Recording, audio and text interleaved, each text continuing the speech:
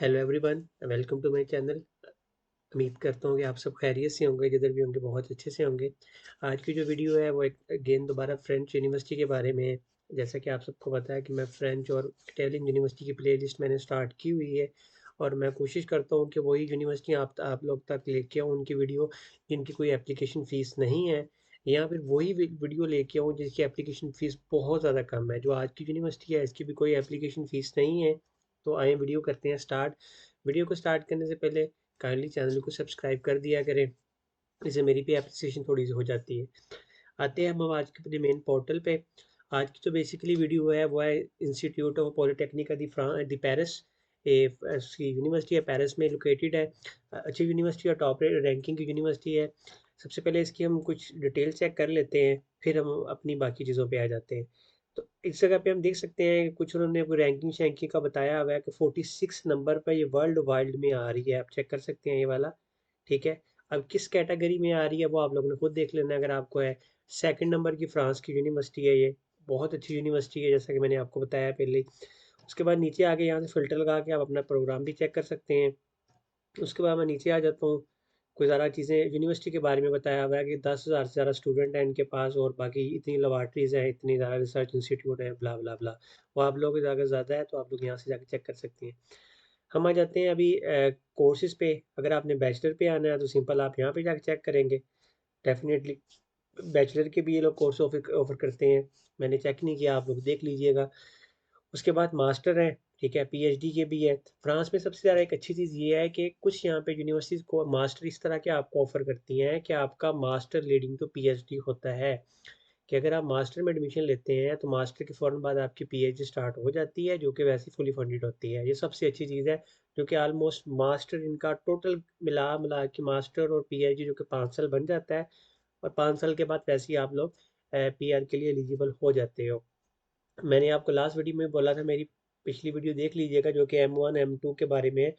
तो मैं जो लोग पाकिस्तान से आते हैं, जिनका बैचलर के बाद या जिनके पास इतना नॉलेज नहीं है, जिन्होंने मास्टर ऑलरेडी किया हुआ है, मैं उनको भी रिकमेंड करता हूँ कि आप M1 में आए। उसकी 2-3 रीज़न है। एक तो ये कि आप M2 आपके लिए करना इतना ईजी काम नहीं है, क्योंकि M2 थोड़ा सा मुश्किल होता है, और वैसे भी फ्रांस की एजुकेशन है वो वैसी टफ होती है।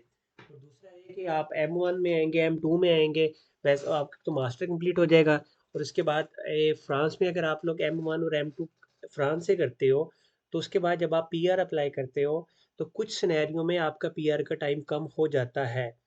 उस पे मैं किसी दिन आपको अलग से कंप्लीट डिटेल का बनाऊंगा। वैसे फ्रांस में जो टाइम है पीआर का वो ये होता है कि आपको 5 साल रहना पड़ता है, 5 साल गुजारने पड़ते हैं, चाहे वो स्टूडेंट पे हो या चाहे वो आप लोग उस पे हो, वर्क पे हो। बाकी कुछ डॉक्यूमेंटेशन होती है आपके पास, ये डॉक्यूमेंट्स होने चाहिए, फिर आप पीआर के लिए एलिजिबल हो जाते हो।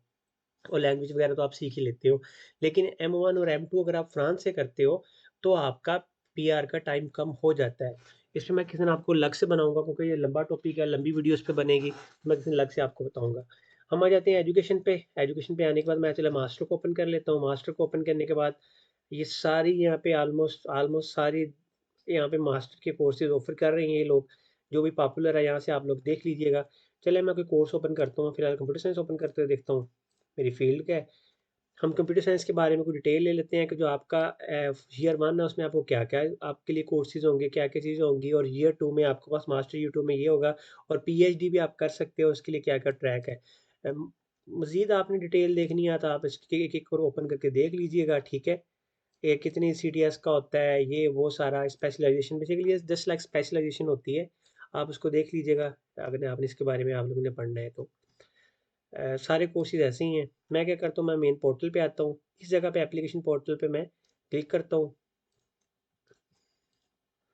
एप्लीकेशन पोर्टल पे क्लिक करने के बाद सबसे पहले मैं आपको अगर डेट्स का बता दूँ, मैं एडमिशन डेट्स पे क्लिक करता हूँ।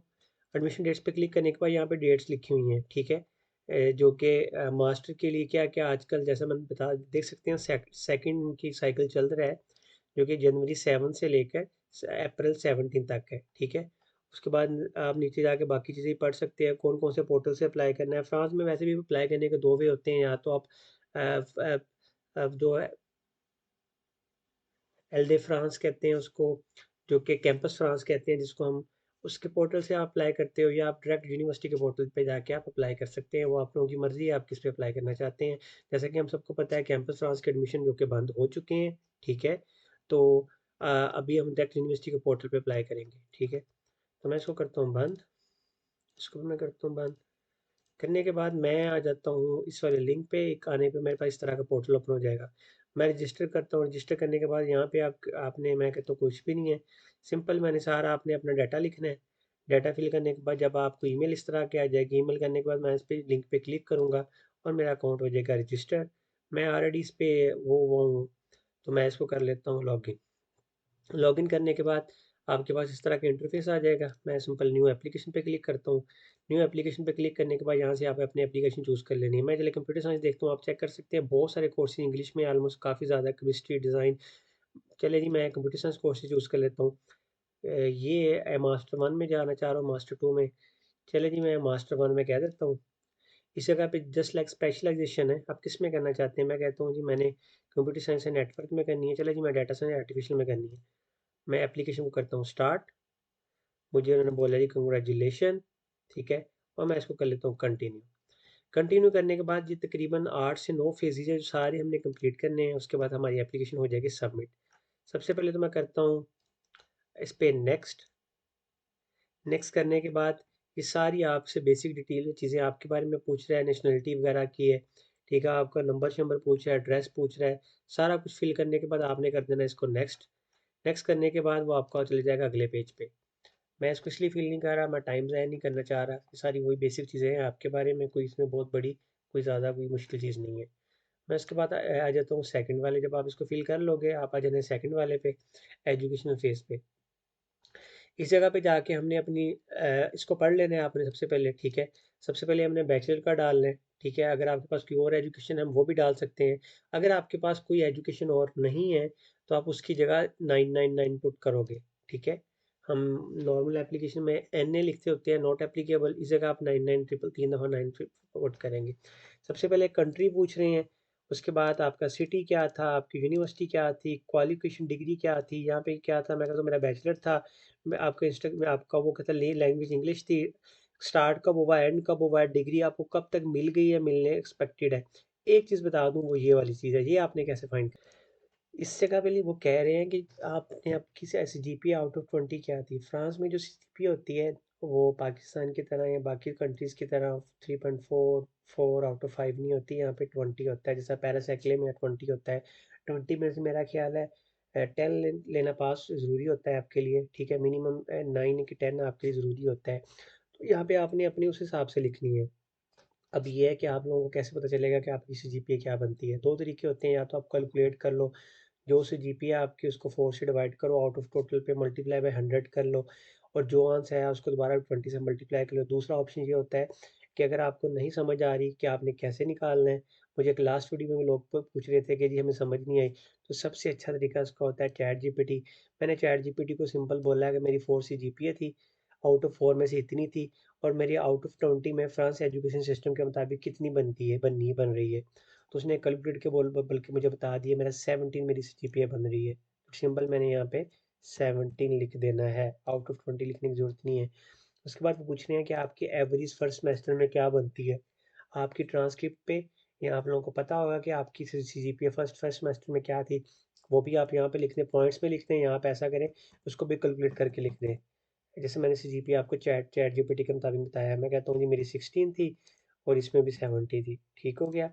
उसके बाद नीचे अगर आपने इंस्टीट्यूशन सेकंड की अपनी लिखनी है, इधर मैं कहता हूँ मेरा बैचलर था, मेरा हाई स्कूल है, सारा कुछ वही लिखना है। इस जगह पे आप अपने मार्क्स को कैलकुलेट करके लिख दीजिएगा कि आपकी CGPA क्या बनती है। जैसे मैंने चैट जीपीटी की मैं आपको बताया है, सिंपल तरीका यही है, आप उसको लिख दीजिएगा। अगर कोई आपके CGPA 1-2% ऊपर नीचे भी होती है तो ज़्यादा मसला नहीं होता, लेकिन गलत नहीं लिखनी, ठीक है। ये ना हो कि आपको एडमिशन लेने के बाद यूनिवर्सिटी आपका एडमिशन कैंसिल कर दे अगर आपने बहुत ही ज़्यादा गलत लिखी हो तो इसलिए आपने कोशिश करनी है कि चैट जीपीटी से करवा लें, ताकि आपको वो कैलकुलेट भी अच्छे से करके देगी। फिर इसी तरह हमारा जैसे कि पता है कि हाई स्कूल में कोई वो तो नहीं होता, लेकिन आप एक काम कीजिएगा कि अगर जिस तरह हम यहाँ पे मैं अपनी फर्स्ट ईयर के मार्क्स लिख दूंगा, या मैं अपनी सेकंड ईयर के मार्क्स लिख दूंगा। फर्स्ट ईयर के आपको आपकी ट्रांसक्रिप्ट पे या आपके रिजल्ट कार्ड पे काउंट करके आप उसको उसका एग्रीगेट निकाल लीजिएगा चैट जीपीटी की मदद से आउट ऑफ 20 क्या बनता है। और एवरेज का यहाँ पे सेकंड सेकंड सेमेस्टर की भी सॉरी सेकंड ईयर जो होती है उसकी यहाँ पे लिख दीजिएगा। सेम मैटर का भी आप इस तरह इंटर करके सारा कुछ आपने इंटर कर दिया। अगर कोई लगता है कि फॉर एग्जांपल ये चीज़ आपके लिए नहीं है तो या ये चीज़ नहीं है तो आपने यहाँ पर 3 दफ़ा 99 इनपुट करके इसको करना है। एन ए नहीं लिखना, इसको आप रीड आउट करोगे तो यहाँ पे यही चीज़ लिखी हुई है। ठीक हो गया। उसके बाद मैं आ जाता हूँ नीचे आगे लैंग्वेज स्किल पे। लैंग्वेज के बारे में पूछ रहे हैं मदर टंग क्या है, मैं कहता हूँ जी मेरी उर्दू है फॉर एग्जांपल। सेकंड क्या है, मैं कहता हूँ मेरी इंग्लिश है।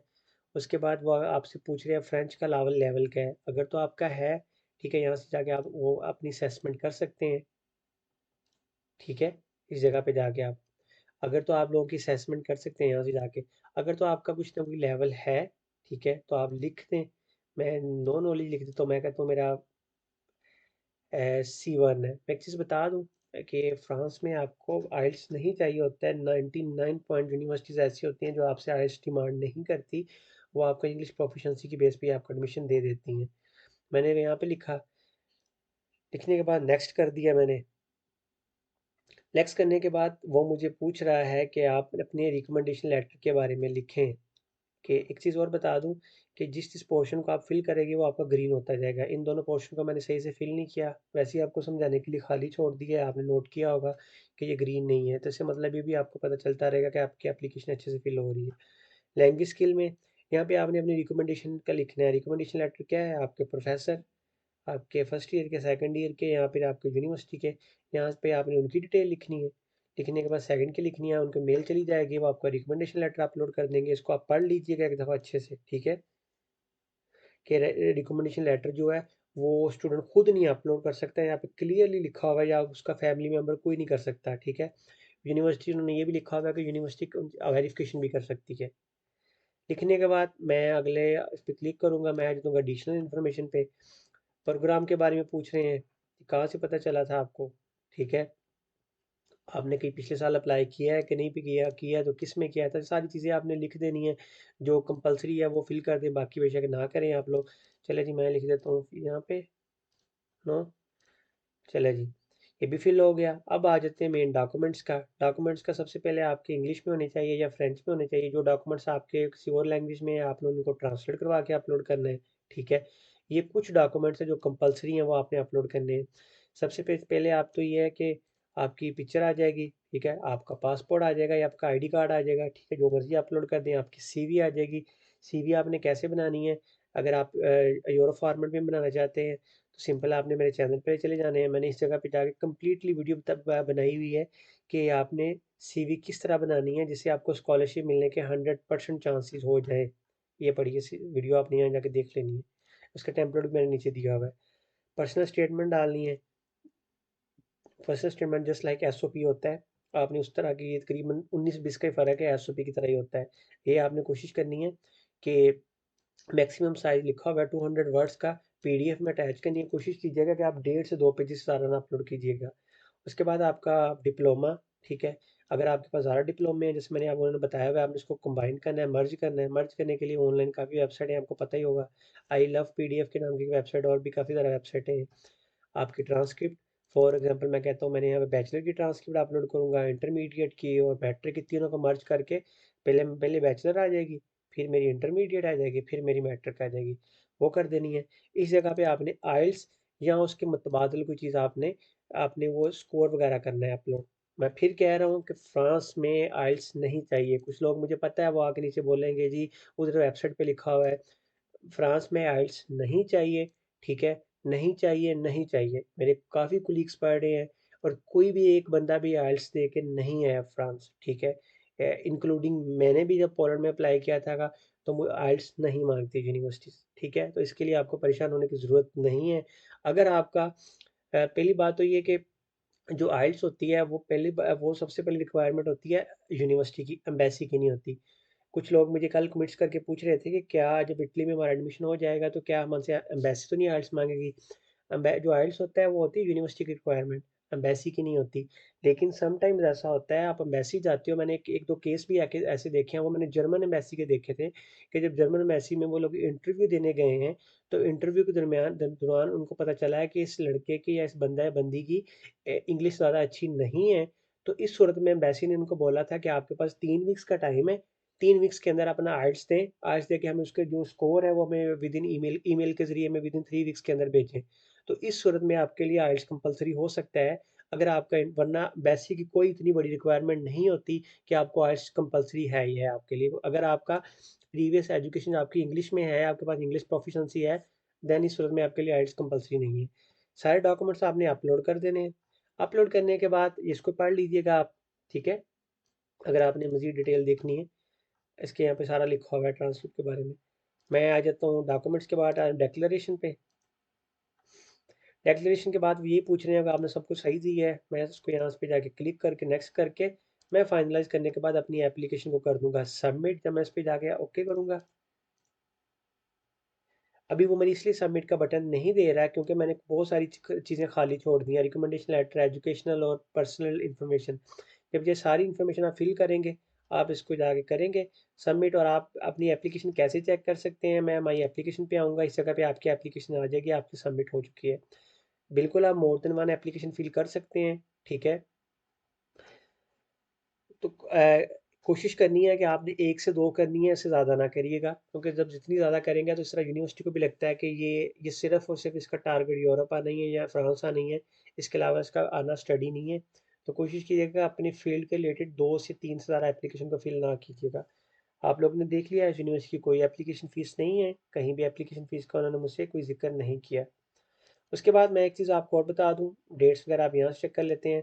थोड़ा-सा मैं आपको स्कॉलरशिप का बता देता हूँ। इस यूनिवर्सिटी में बिल्कुल स्कॉलरशिप है, फुली फंडेड भी मिल जाती है, डिपेंड करता है। इसका लिंक मैं नीचे दे दूँगा, इसको आप चेक कर लीजिएगा। जैसा कि मैंने आपको बताया कुछ कोर्सेज़ ऐसे हो जाते हैं फ्रांस में, कुछ यूनिवर्सिटीज़ ऐसी होती हैं जो कि आपको मास्टर लीडिंग टू पीएचडी होती है, जिस तरह उनमें ये भी है, हम चेक कर सकते हैं।